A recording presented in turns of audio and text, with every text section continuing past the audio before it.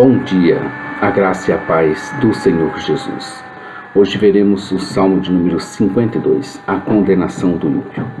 Embora a tradição antiga divida o Saltério em 5 livros, que correspondem aos 5 livros de Moisés, onde cada livro termina com uma doxologia e tem características que o distinguem dos demais, embora aconteça isso, nós temos outras formas também de divisão do Saltério. Nós poderíamos ter a divisão do Saltério pelos seus títulos, e aí teríamos os títulos de autoria, os títulos históricos, de notações musicais, os de gênero, os títulos de instruções para o culto. O interessante na divisão por títulos é que os títulos já faz parte do texto antigo. Eles somente não ganharam os versículos, mas já faz parte. Tem outra forma ainda de organizar esse saltério, que é o conjunto dos 150 salmos, pela sua classificação de gênero literário. E aí então teríamos hinos de louvor, hinos de lamentos, queixas ou petições, hinos, salmos de ações de graça, cânticos de confiança ou de fé ou de misericórdia, os salmos reais e também os salmos de sabedoria. Então, como vimos, há 3 formas de divisões de organização desse saltério pela tradição em 5 livros, conforme os títulos em 5 títulos e conforme os gêneros literários em 6 gêneros literários. Essa nossa divisão está seguindo a tradição e o Salmo 52 está no livro de número 2. O livro de número 2 começou no Salmo 42 e vai até o Salmo 72. Eu que estou falando com vocês sou o pastor Daniel Deusdete da Semeadores, semeando mensagem de vida para o seu coração.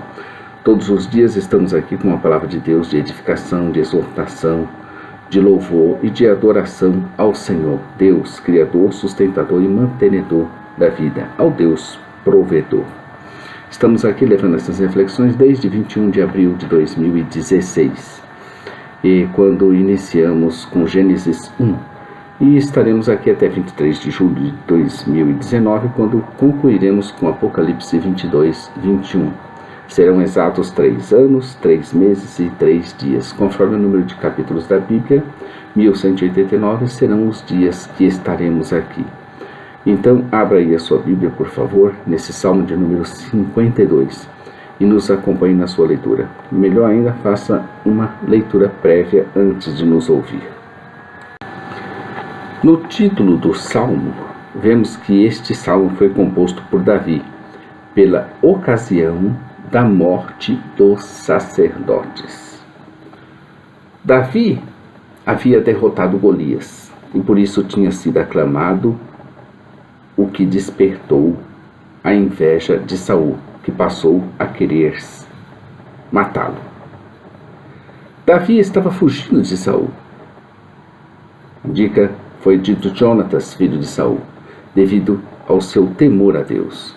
Na fuga, Davi foi a Nob, lugar próximo a Jerusalém. Isso está em 1 Samuel 21:1. Em Nob, Davi mente a Aimeleque, ou Ais, sumo sacerdote bisneto de Eli, de Aitube. Ele come dos pães da proposição, que eram renovados aos sábados em número de 12, dos quais serviam somente os sacerdotes. Ele apanha a espada de Golias, que ali estava guardada como memorial no santuário. E também ali estava detido, talvez por causa de lepra, Doeg, Idumeu, que seu nome significa tímido. Doeg significa tímido, que seria posteriormente o carrasco de Nob.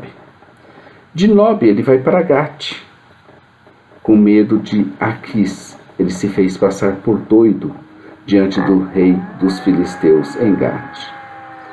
Saul persegue Davi e chega em Nob e dá ordens de extermínio dos sacerdotes e familiares. Isso está em 1 Samuel 22, de 18 a 19. Então Saul dá ordens a seus soldados para matar sacerdotes e famílias. Os guardas recusaram, mas aquele Idumeu, aquele tímido, aquele Doeg, executa a ordem translocada de Saul. e mata 85 sacerdotes, mais 300 famílias, entre crianças, mulheres e animais. Foi algo assim muito terrível, muito cruel, um coração muito duro, o de Saul e desse executor. Continuou e foi Davi parar na caverna de Adulão. Adulão significa refúgio, e que ficava distante uns 25 quilômetros ao sudeste de Jerusalém, na metade do caminho entre Gate e Hebron. Na caverna, ele encontrou seus familiares por causa de Saul, também fugiam por medo de retaliações. Na caverna, tornou-se chefe de um grupo de pessoas. Diz o 1 Samuel 22:2. Ajuntaram-se a ele, todos os homens que se achavam em aperto, e todo homem endividado, e todos os amargurados de espírito, e se fez assim chefe sobre eles, e eram com ele uns 400 homens. Após isso, foi para Mispa de Moabe, para o rei de Moabe, lugar seguro, onde deixou seus pais, até saber o que Deus iria fazer com ele. Ali ele ficou pouco tempo.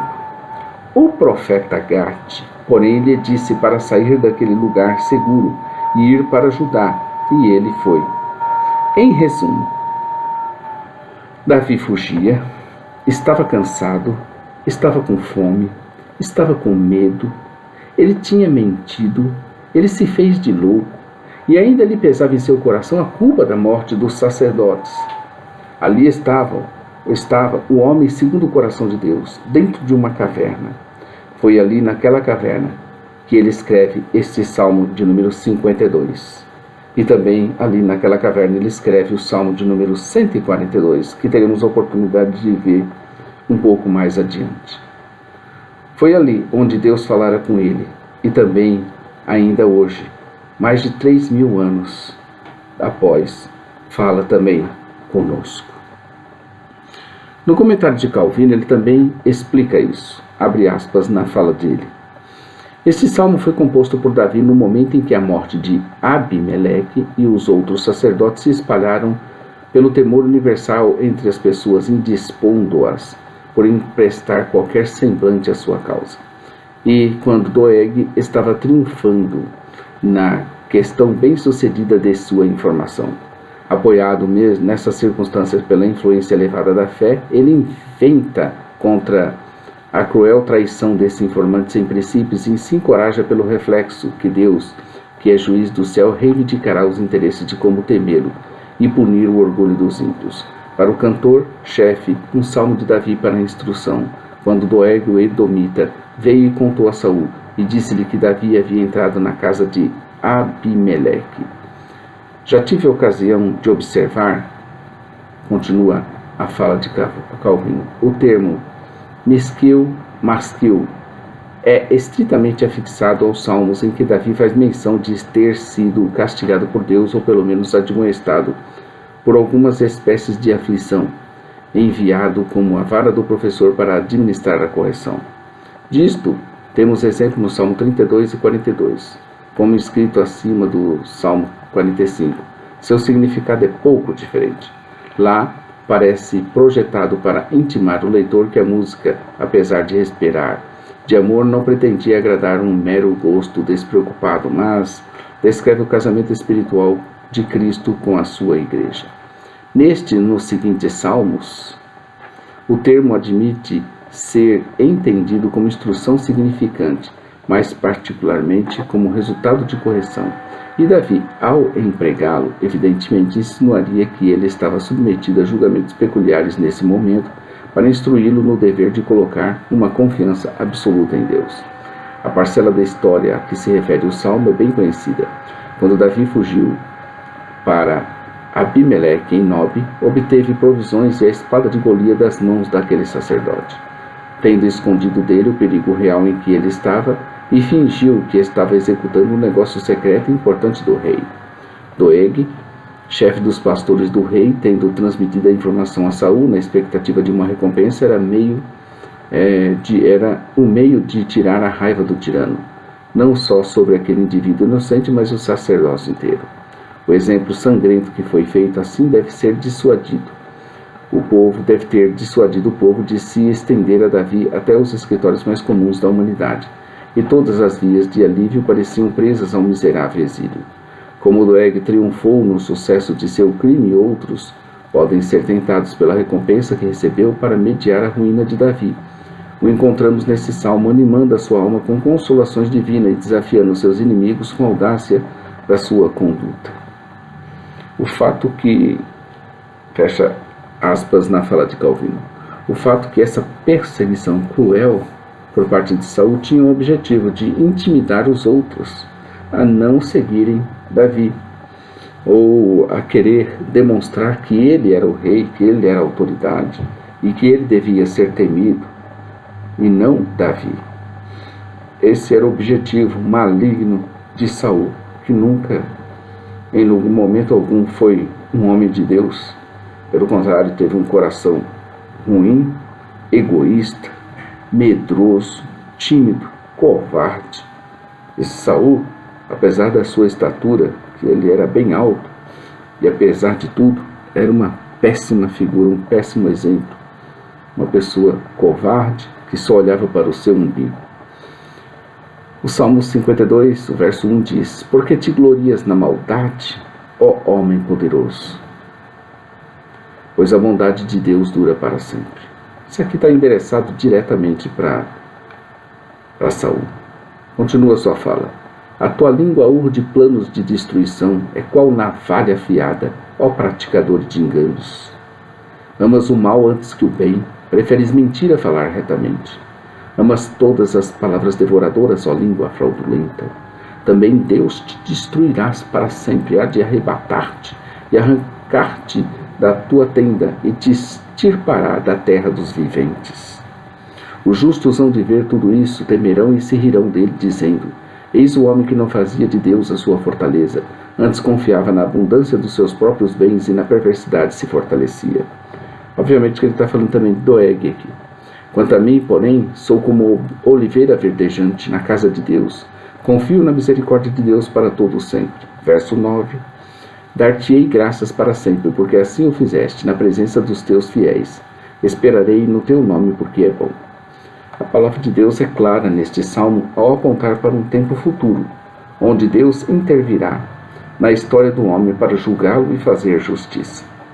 Olhando a história, olhando os fatos, parece que isso nunca vai chegar. Mas vai haver um tempo em que Deus vai pôr um breque, intervir na história do homem. O fim do ímpio é certo, isso é anunciado nas Escrituras. Não teremos mais ímpio, não teremos mais o homem mau, o sanguinário e o violento. O gozo eterno dos justos também é certo. Viveremos para sempre com o Senhor, em prosperidade, em crescimento, sem maldade. A Deus toda a glória. Amanhã estaremos aqui com a corrupção do pecador e a sua redenção. É o Salmo de número 53, de apenas 7 versículos. Inscreva-se no nosso canal, curte, divulga, compartilhe, entre em contato conosco, conheça a nossa loja virtual semeadores.com.br, conheça nosso blog site jamaisdesista.com.br, acesse nossas mídias. Aqui nós temos alguns livros que são lançamentos da sua editora Semeadores. Esse aqui, em breve, é o mais novo lançamento da Semeadores, um livro de meu filho, Gabriel Barreto. Um livro interessante, um romance evangélico. Nós temos aqui um livro que você vai ter o prazer de ver na sua editora, Os Semeadores. Em breve, você estará tendo a oportunidade de adquirir esse belo livro, um romance, uma instrução muito interessante. Em breve também nossa loja física em Taguatinga Centro. Muito em breve. A Deus toda a glória. Maranata, ora, ora vem, Senhor Jesus. Bom dia, queridos, na presença de Deus.